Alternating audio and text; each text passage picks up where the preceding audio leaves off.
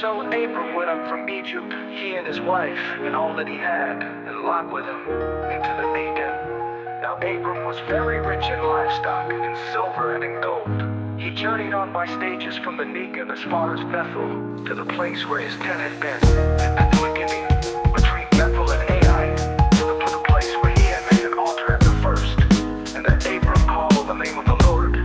Now Lot, who went with Abram, also had flocks and herds and 10 tents, so that the land could not support both of them living together, for their possessions were so great that they could not live together, and there was strife between the herders of Abram's livestock and the herders of Lot's livestock.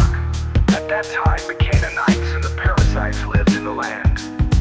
Then Abram said to Lot, "Let there be no strife between you and me, and between your herders and my herders, for we are kindred, and not the whole land before you.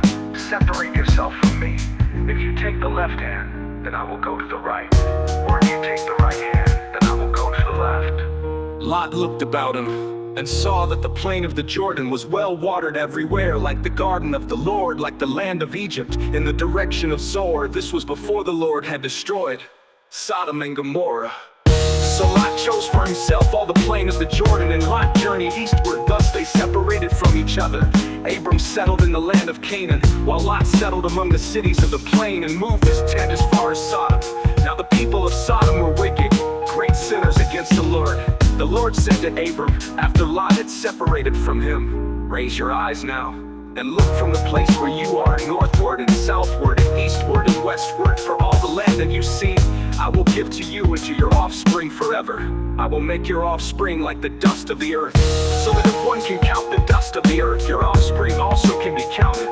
Rise up, walk through the length and the breadth of the land, for I will give it to you." So Abram moved his tent, and came and settled by the oaks of Mamre, which are in Hebron, and there he built an altar to the Lord.